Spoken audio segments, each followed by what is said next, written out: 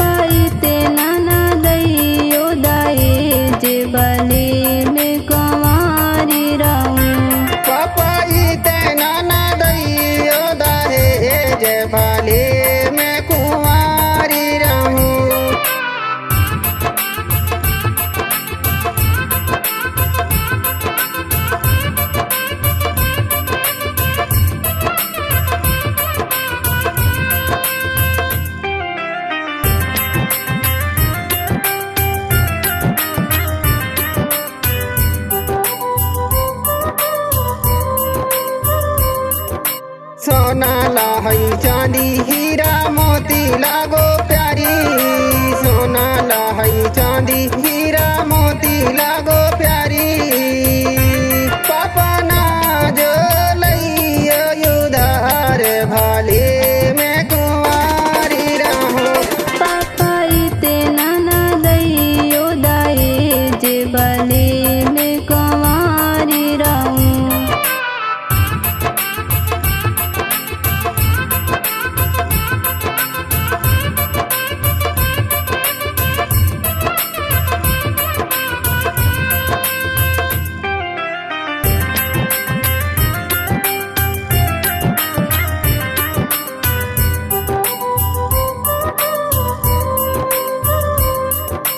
कन्या माजो करधन सोहे पैरों माजो पाया। कन्या माजो करधन सोहे पैरों माजो पाया। पापा ना जो लइयो उधार भाले में कुंवारी रहो। पापा इते नाना दइयो दाए जे बले में कुंवारी रहूं।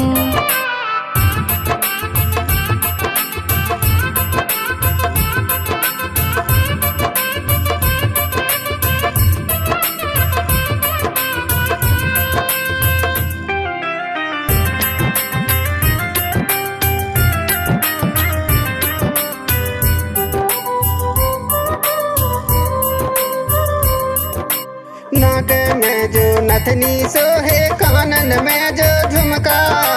नाक में जो नथनी सोहे कानन में जो झुमका। पापा ना जो लइयो उधार भाले में कुंवारी रहो। पापा इते नाना दइयो दाए जे बले में कुंवारी रहूं।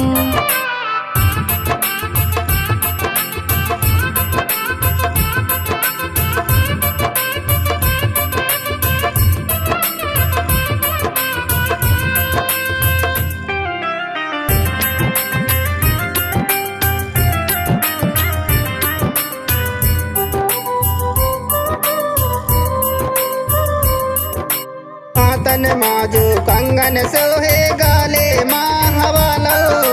हाथन माजो कंगन सोहे गाले माँ हवालो। पापा ना जो लइयो उधार भाले में कुंवारी रहो। पापा इते नाना दइयो दाए जे बले में कुंवारी रहूं।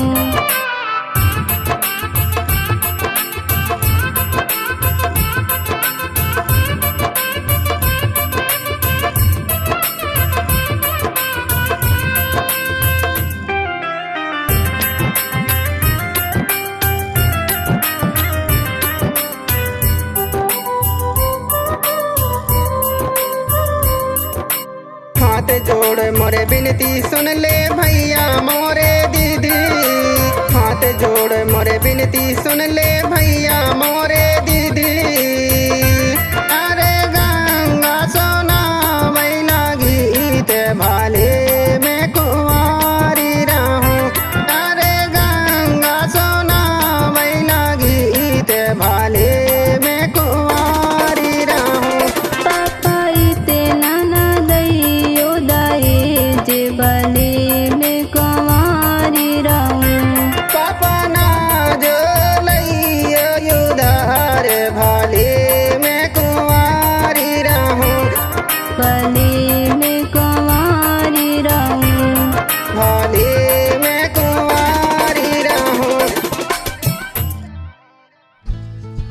श्री जानकी स्टूडियो नौरुजाबाद फुली डिजिटल टेक्नोलॉजी के साथ आपके क्षेत्र में जाना माना स्टूडियो, आपके स्वर में हम जान डालने का प्रयास करते हैं। श्री जानकी स्टूडियो में एक बार अवश्य पधारें।